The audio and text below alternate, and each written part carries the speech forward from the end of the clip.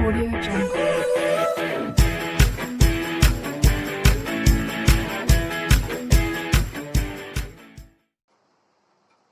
So now students, today I am going to start class 10th R.D. Sharma Maths MCQ chapter 1। अब students please आप लोगों से request है कि अगर अभी तक आपने हमारे चैनल को सब्सक्राइब नहीं किया तो प्लीज़ स्टूडेंट सब्सक्राइब कर लीजिए। अब देखिए क्वेश्चन नंबर फर्स्ट आपका क्या है, the exponent of 2 in the prime factorization of 144। जब स्टूडेंट्स हम 144 के फैक्टर करते हैं तो इसको हम लिख सकते हैं 2 की पावर 6। तो इसकी जो एक्सपोनेंट है वो कितनी है, तो इसकी जो एक्सपोनेंट है वो 6 है। इसका जो एक्सपोनेंट है वो कितना आएगा, 6 आएगा। तो इसका ऑप्शन जो है वो सी करेक्ट है। सेकंड में क्या है, LCM of two numbers is 1200, which of the following can not be their HCF. अब स्टूडेंट्स अगर एलसीएम दिया है तो एचसीएफ जो है जो हमें फाइंड होगा वो हमेशा एलसीएम को डिवाइड करेगा। तो देखिए 600 भी डिवाइड करता है 1200 को, लेकिन 500 डिवाइड नहीं करेगा। 400 भी डिवाइड करता है 200। तो ये तीन हो सकते हैं, लेकिन 500 कभी भी नहीं हो सकता। तो इसलिए इसका ऑप्शन क्या है, बी है। थर्ड वाले क्वेश्चन में क्या है कि n इज इक्वल टू इतने, then the number of consecutive zeros in n where n is a natural number. तो अब स्टूडेंट्स जो इसके जीरोज जो डिपेंड करेंगे वो 2 इंटू 5 के ऊपर डिपेंड करेंगे। ठीक है, कितने जीरोज होंगे यहाँ पर, 2 की पावर 3 इंटू 3 की पावर 4 इंटू 5 की पावर 4 इंटू 7। तो जब आप मल्टीप्लाई करोगे 2 की पावर 3 और 5 की पावर 3, ठीक है, इंटू 5, तो इससे जितने जीरो मिलेंगे वही जीरो, ठीक है, होंगे, इसके अलावा नहीं होंगे। तो देखिए 2 की पावर 3 इंटू 5 की पावर 3, तो इसको लिख सकते 10 की पावर 3 इंटू 5। इस 5 से कोई फर्क नहीं पड़ने वाला। और 2 की पावर 3 तो लिख चुके, 3 की पावर 4 और 7। चूंकि 3 और 7 का मल्टीप्लाई कभी करने पर कभी कोई जीरो नहीं आता है। तो कितने जीरो होंगे स्टूडेंट्स, 3 जीरो हो जाएंगे। इसमें कितने जीरो मिलेंगे हमें, 3 जीरो। तो ऑप्शन बी जो है वो इसका करेक्ट होगा। इन सबका मल्टीप्लाई करोगे तो लास्ट में 3 जीरो आएंगे, क्योंकि 10 की पावर 3 बन रहा है। ठीक है, यहाँ पे चाहें तो आप लिख सकते 3 की पावर 4 इंटू 7। तो इसके जीरो यही बनेंगे और कोई जीरो नहीं बनेंगे। अब क्वेश्चन नंबर 4 क्या है, the sum of the exponents of the prime factors in the prime factorization of 196। sum of exponent क्या होगा, ठीक है। तो sum of exponent 196 की जब आप फैक्टर करोगे तो देखिए इसके फैक्टर क्या होंगे, 49 इंटू 2 इंटू 2। क्योंकि 49 और 2 करोगे तो 98 आएगा, और 98 का 2 से मल्टीप्लाई करोगे, ठीक है। तो अब इसमें क्या हो गया, इसकी फैक्टर हो गए 7 की पावर 2 इंटू 2 की पावर 2। तो इसकी जो टोटल एक्सपोनेंट्स हो गए स्टूडेंट्स, ठीक है, the sum of the exponents of the prime factors in the prime factorization of 96, ठीक है, इज।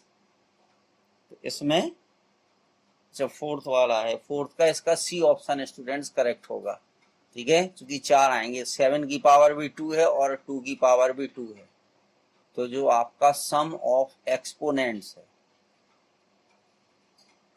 सम ऑफ एक्सपोनेंट्स है, ये कितना आ जाएगा स्टूडेंट्स, सम ऑफ एक्सपोनेंट्स आ जाएगा 2 + 2 इज इक्वल टू 4। ठीक है, तो इसका ऑप्शन सी करेक्ट है। एक मिनट, थर्ड वाले का क्या था, थर्ड वाले का बी था, ठीक है स्टूडेंट। अब इसके बाद 5 देखिए, ठीक है, the number of decimal places after which the decimal expansion of the rational number will terminate is. ठीक है, तो ये देखिए 23/2 की पावर 2 इंटू 5 लिखा है। तो अब स्टूडेंट यहाँ 2 की पावर 2 है और यहाँ 5 की पावर 1 है।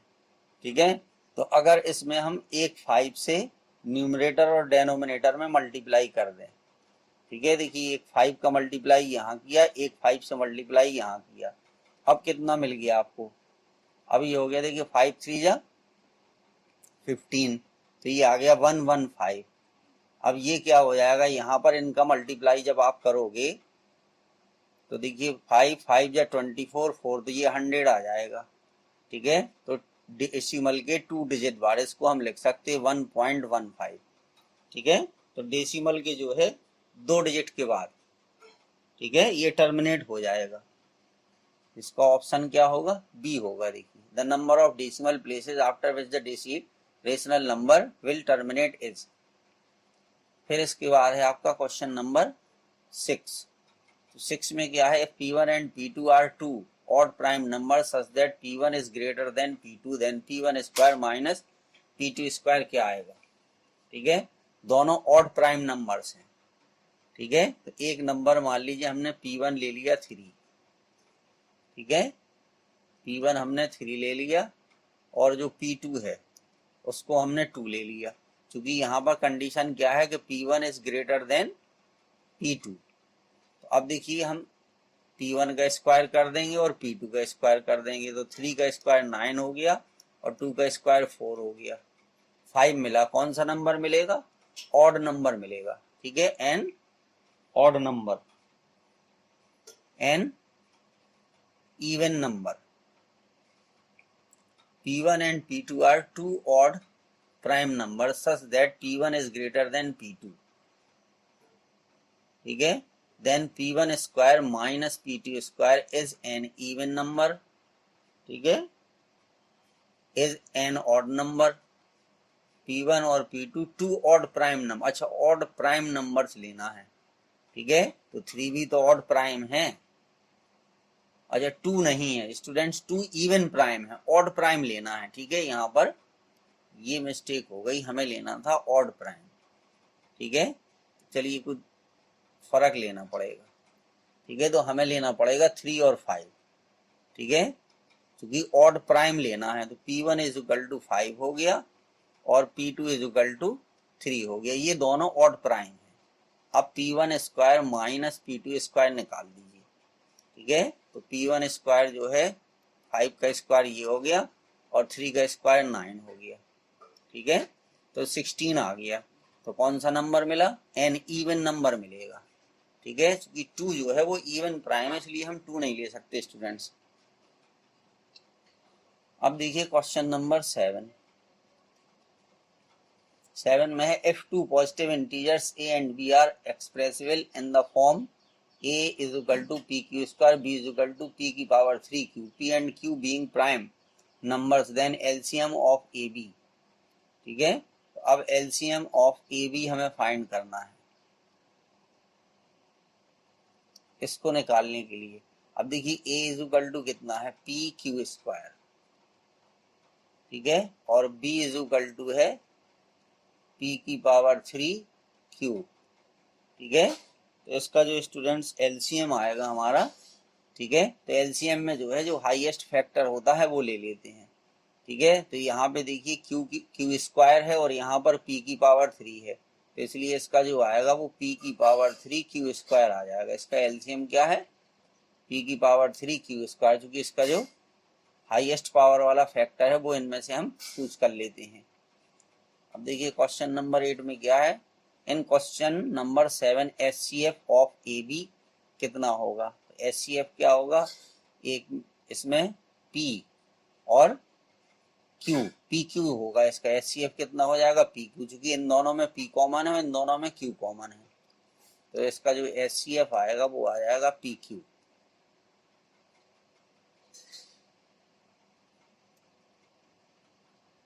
इसका ऑप्शन ए में टिक कर देंगे, इसके सी में। अब देखिए 9 क्या है, F2 positive integers M and N are है। तो इसमें देखिए स्टूडेंट्स 9 में ये भी इसी तरीके से है, M इज इक्वल टू दिया है P Q की पावर 3, ठीक है, और N इज इक्वल टू दिया है P की पावर 3Q स्क्वायर, ठीक है। तो अब इसका एचसीएफ हमें फाइंड करना है। एचसीएफ में क्या है, जो दोनों में कॉमन होगा वो आ जाएगा, ठीक है। तो देखिए यहाँ P कॉमन है, ठीक है, और यहाँ पर Q स्क्वायर कॉमन है, तो PQ स्क्वायर जो है उसका आंसर आ जाएगा स्टूडेंट्स। फिर इसके बाद 10 में क्या है, कह रहा था LCM of A and 18 is, ठीक है। तो एलसीएम जो दिया गया है वो A और 18 का कितना दिया है स्टूडेंट, 36 है, और HCF जो है A और 18 का जो HCF है वो 2 दिया गया है। ठीक है, तो हमें A की वैल्यू फाइंड करना है। ठीक है, तो LCM जो है वो हमेशा HCF से डिवाइड हो जाता है, तो 2 से इसको डिवाइड कर देंगे तो 18 मिलेगा। तो ये जो नंबर होगा हमारा, ठीक है, देन A की वैल्यू हमें फाइंड करना कि A कितना होगा। ठीक है, तो LCM of A and 18 is equal to 36। अब इसमें स्टूडेंट्स एक फॉर्मूला होता है कि LCM into HCF is equal to product of numbers. तो प्रोडक्ट एक नंबर A है और एक 18 है, इसका हमें पता है कितना 36 है और इसका पता है हमें कितना HCF 2 है। ठीक है, तो A इज इक्वल टू 18, ये फॉर्मूला लगा दीजिए। तो A इज इक्वल टू कितना आएगा 36 इंटू 2 अपॉन 18, कैंसिल कर दीजिए 18 से, तो ये आ गया 2 2 जा 4 आ गया। तो A की वैल्यू कितनी हो जाएगी स्टूडेंट 4 आ जाएगी, इसका ऑप्शन सी करेक्ट हो जाएगा। अब इसके बाद है 11, देखिए कह रहा है HCF ऑफ 95 एंड 152। ठीक है, तो 95 के फैक्टर हम जो करेंगे, ठीक है, तो 19 इंटू 5 हो जाएंगे और 152 के फैक्टर करेंगे तो इसके आएंगे 19 इंटू 2 इंटू 2, ठीक है, इंटू 2, क्योंकि 19 8 जब 152 होता है, तो इसका जो HCF आएगा वो आ जाएगा 19। ठीक है, इस तरीके से इस 11 क्वेश्चन को करना था स्टूडेंट। अब देखिए 12 क्वेश्चन में क्या है, एन HCF इतने, HCF इसका 13 दिया है, LCM इतना, LCM फाइंड करना है। ठीक है, ये तो इजी है। देखिए इसमें ये फॉर्मूला हम लगा देंगे कि HCF into LCM equal to a product of two numbers. अब देखिए HCF आपको पता है 13 है, ठीक है, LCM हमें फाइंड करना, हमने x मान लिया, A हमें पता है 26 और ये पता है 169। ठीक है, तो x की वैल्यू फाइंड कर लीजिए, तो 26 इंटू 169 अपॉन 13, 13 से इसको कैंसिल कर दीजिए, 13 13 या 169 मल्टीप्लाई कर दीजिए, 13 78 की 8 7 कैरी आई, 13 दूनी 26 और 7 33, 338 आ गया। तो इसका ऑप्शन कौन सा है, सी करेक्ट है। 13 में क्या है स्टूडेंट्स, ठीक है, अब देखिए 13 का जो है 3 दिएगा इसमें ABC। ठीक है, इन तीनों का LCM इतना है, देन n की वैल्यू हमें फाइंड करना है कि n क्या होगा। चलिए अब देखिए A इज इक्वल टू क्या है 2 की पावर 3 इंटू B, वो 3, और B इज इक्वल टू दिया है 2 इंटू 3 इंटू 5। ठीक है, और C की वैल्यू क्या है 3 की पावर n इंटू 5, 3 की पावर n इंटू 5। अब LCM जो है इसमें ये दिया है इन दोनों का कि 2 की पावर 3 इंटू 3 की पावर 2 इंटू 5। ठीक है, तो अब इसमें n की वैल्यू जो है वो कितनी आएगी, n की वैल्यू हमें इसमें निकालना है। ठीक है, तो अब देखिए n की वैल्यू कितनी आती है, n की वैल्यू हम निकालेंगे कैसे। अब देखिए यहाँ पर 2 की पावर 3 इसमें ये, ठीक है, तो 3 से हमें मतलब एक 3 यहाँ है, एक 3 यहाँ है। ठीक है, तो LCM दिया है 2 की पावर 3, LCM कितना दिया 2 की पावर 3 दिया है। अच्छा यहाँ, हाँ ठीक है, ठीक है, तो स्टूडेंट्स LCM क्या होता है, LCM जो होता है वो हाईएस्ट, यहाँ पे जो पावर होगी हाईएस्ट पावर होगी जो 3 की वही है, तो 3 की जो हाईएस्ट पावर है वो कितनी है 2 है यहाँ पर। ठीक है, जो 3 की हाईएस्ट पावर 2 है और यहाँ पे 3 की पावर n है। ठीक है, तो इसके हिसाब से जो n की वैल्यू क्या है वो 2 आ जाएगी स्टूडेंट्स। ठीक है, यहाँ पर 2 आ जाएगा। अब इसके बाद जो है क्वेश्चन नंबर 14, तो 14 में क्या दिया गया है, देखिए 14 ये है आपका कि 14587, ठीक है, अपॉन दिया है 1250। अब देखिए 1250 में क्या है, इसका मतलब क्या है, इसको जैसे आप 1 to 5 है तो इसको हम लिख सकते 5 की पावर 3 इंटू 10। ठीक है, अब एक 5 की पावर 3 यहाँ है तो हम 2 की पावर 3 से यहाँ पर मल्टीप्लाई कर देंगे। ठीक है, तो अब ये कितने स्टूडेंट्स हो गए, 10 की पावर 3 यहाँ हो गया। देखिए 1 4 5 8 7 इंटू 2 की पावर 3 अपॉन, ठीक है, ये हो गया 10, 5 की पावर 3 इंटू 2 की पावर 3, ये हो गया 10 की पावर 3 और एक 10 यहाँ है तो 10 की पावर 4 हो जाएगा टोटल। तो 4 डेसिमल प्लेसेस के बाद टर्मिनेट होगा, ये कितने 4 डेसिमल प्लेसेस के बाद टर्मिनेट हो जाएगा, क्योंकि ये 10 की पावर 3 ये है, 1 ये है, तो टोटल जो है वो 10 की पावर 4 अपॉन में आ जाएगा। ठीक है, तो 4 डिजिट के बाद ये टर्मिनेट हो जाएगा। अब देखिए क्वेश्चन नंबर 15 में क्या है। ठीक है, 15 में ये है if p and q are को prime numbers then p square and q square are. ठीक है, p square and q square are, तो ये भी स्टूडेंट्स क्या है, को प्राइम होंगे। अगर p और q को प्राइम नंबर्स हैं then p square and q square are. ठीक है, अब कैसे इस चीज को देखिए समझिए, जैसे आर को प्राइम नंबर्स मान लीजिए, यानी को प्राइम भी वही होते हैं जिनका एक के अलावा और कोई फैक्टर नहीं होता है। क्यू ये 5 हो गया, अब इसका स्क्वायर करोगे p स्क्वायर 9 आएगा और q स्क्वायर यहाँ पे क्या आएगा 25 आ गया। ठीक है, तो ये को प्राइम नंबर हैं, क्योंकि इनके फैक्टर भी एक के अलावा और कोई फैक्टर नहीं है इसमें। ठीक है, एक के अलावा और ना 25, 9 को 9 से डिवाइड करेंगे 25 को। ठीक है, तो कोई डिवाइड नहीं होगा, ये कोई फैक्टर नहीं, क्योंकि इसके फैक्टर 3 इंटू 3 है, इसके फैक्टर 5 इंटू 5 है, तो इनका एचसीएफ क्या आएगा 1 आएगा। ठीक है, तो ये को प्राइम नंबर हैं। 16 में क्या है, 16 में कह रहा है which of the following rational numbers are terminating decimal. ठीक है, तो देखिए ये 225 है। ठीक है, ये 18 है तो इसका 2 इंटू 9 फैक्टर होगा। ठीक है, तो इसमें जो है which of the following rational number, ठीक है, यही वाला होगा स्टूडेंट्स।